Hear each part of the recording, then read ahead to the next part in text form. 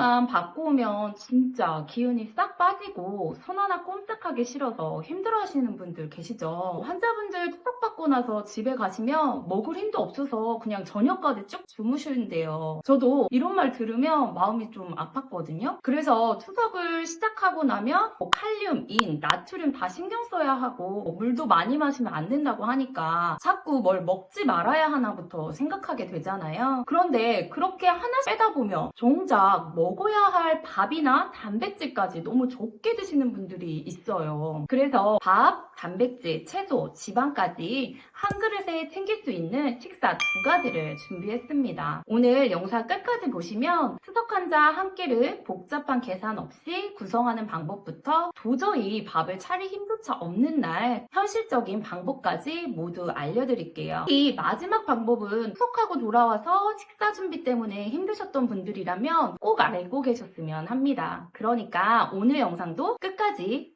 시청해주세요. 투석하고 돌아오면 밥 차릴 힘도 없어서 대충 드시거나 끼니까지 거르게 되시는 분들이라면 고정 댓글 꼭 확인해주세요. 오늘부터 힘든 날 한 끼만큼은 고민하지 않으셔도 됩니다. 첫 번째로 닭 안심 간장덮밥인데요. 재료도 최대한 집 냉장고에 있을 법한 재료들로 준비했어요. 밥 한 공기, 닭 안심 손바닥 정도, 그리고 양배추 한 줌, 양파 조금, 당근 조금 이렇게 준비했습니다. 먼저 밥을 준비해 주시는데요. 투석 환자분들 중에는 밥도 많이 먹으면 안 되는 거 아니냐 이렇게 생각하시는 분들이 꽤 많으세요. 그런데 이것저것 제한하다가 전체적으로 먹는 양까지 너무 줄어버리면 정작 필요한 열량도 부족해질 수 있거든요. 그러니까 본인이 평소에 먹던 양 그대로 준비해 주시면 됩니다. 근데 혹시나 당뇨가 있으신 분들은 밥의 양을 따로 생각하셔야 해요. 제가 오늘 한 공기를 준비했다고 해서 그대로 따라 드시는 게 아니라 평소 혈당이나 본인에게 안내된 식사량에 맞춰서 밥의 양은 조절해 주시면 됩니다. 닭 안심은 제 손바닥 이 정도 대략 80g 정도 되는데요. 80g이라고 하면 집에서 매번 저울에 되게 어렵잖아요. 대략 손바닥 안에 올라오는 이 정도 크기예요. 환자분들도 집에서 드실 때 매번 몇 g인지 재기 어렵다면 내 손바닥에 이 정도 올라오는 양이구나 하고 한번 가늠해 보시면 훨씬 편합니다. 물론 손 크기도 다르고 고기의 두께도 다르니까 이게 정확한 계량법은 아니고요. 대략적인 1회분을 가늠하는 방법으로 생각해 주시면 좋을 것 같아요. 수업을 시작하고 나서도 예전에 신장 기능이 떨어졌을 때처럼 고기를 계속 적게 먹어야 된다고 생각하시는 분들이 꽤 많으세요. 그런데 혈액 투석을 시작하고 나면 오히려 단백질을 너무 부족하게 먹지 않는 것도 정말 중요합니다. 그래서 매 끼마다 단백질 식품이 들어갔는지 확인해 보시면서 식사를 챙기면 좋을 것 같아요. 야채는 양배추, 양파, 당근처럼 비교적 칼륨이 적은 야채를 사용해 보세요. 채소의 종류와 양도 최근 칼륨 수치에 따라 조절해서 드시면 됩니다. 팬에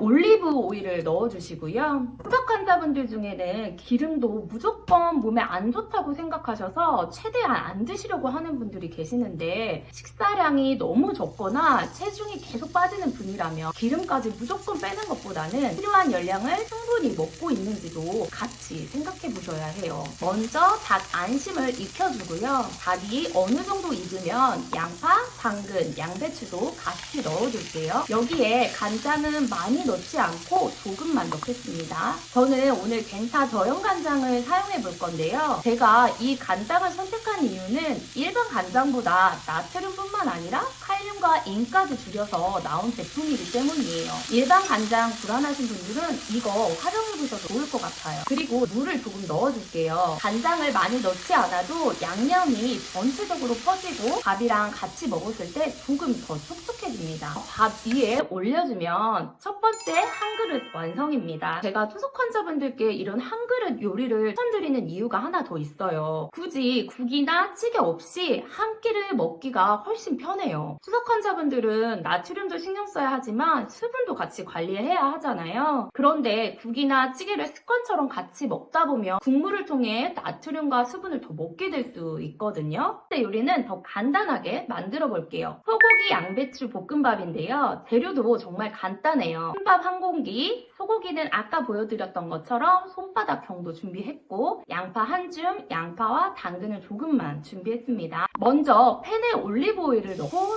소고기부터 볶아줄게요. 고기가 어느 정도 익으면 양파와 당근을 넣고 볶다가 양배추도 넣어줍니다. 채소가 어느 정도 익으면 밥 한 공기를 넣고 같이 볶아줄게요. 간은 아까 사용했던 덴타 저염간장을 조금만 넣겠습니다. 저는 이렇게 팬 가장자리에 살짝 넣어서 간장 향이 올라오게 볶아볼게요. 여기에 후추 조금 넣고요. 마지막에는 참기름을 아주 살짝 기호에 따라서 넣어주면 됩니다. 자, 완성됐습니다. 첫 번째는 촉촉하게 먹는 닭 안심 간장 덮밥, 두 번째는 한 번에 볶아서 먹는 소고기 양배추 볶음밥이에요. 둘 다 특별한 재료가 필요한 것도 아니고 반찬을 여러 개 따로 만들 필요도 없어서 한 끼로 간단하게 만들어 드시기 괜찮겠죠? 오늘 두 가지를 직접 만들어 봤잖아요. 생각했던 것보다 어렵지는 않았어요. 그런데 직접 해보니까 한 가지는 확실하게 느껴지더라고요. 아무리 간단한 요리라고 해서 손이 안 가는 건 아니구나. 재료도 사야 되죠. 채소도 씻고 썰어야 되죠. 필요하면 전처리도 해야 하니까 고기 준비해서 볶고 다 먹으면 또 설거지 해야 하잖아요. 이렇게 건강한 사람이 보기에는 뭐 이 정도가 뭐가 힘들겠어 라고 생각할 수 있는데 추석받고 집에 돌아온 날에는 이 정도 한 끼를 만드는 것조차 버거우신 분들이 계시잖아요. 그런 분들은 고정 댓글 꼭 한번 확인해 보세요. 힘든 날 굶지 않고 한 끼를 훨씬 쉽게 챙기실 수 있을 거예요. 집에 오자마자 너무 지쳐서 누워버리는 분도 계시고 혼자 생활하시는 분들은 더 힘들 수도 있고요. 보호자분이 매일 식사를 준비하고 계신 가정도 매 끼니 이렇게 준비하는 게 쉽지는 않아요. 제가 저번에 말씀드렸던 업체와 미팅을 하면서 이런 현실적인 어려움에 대해서도 이야기를 많이 나눴어요. 그런데 제가 아무리 제품에 대해 설명을 들어도 여러분 입장에서는 그래서 이 한 끼가 실제로 어떻게 만들어지는 건데 이렇게 궁금해 하실 것 같더라고요. 그래서 업체 측에 요청해서 실제 식사가 어떻게 만들어지는지 공정 과정을 찍어보고 싶었는데 그것까지는 할 수가 없어서 영상을 제가 받아왔거든요. 그래서 저도 확인해 봤는데 이렇게 실제 만들어지는 과정도 확인할 수 있었고요. 제가 이 식사를 보면서 중요하게 봤던 건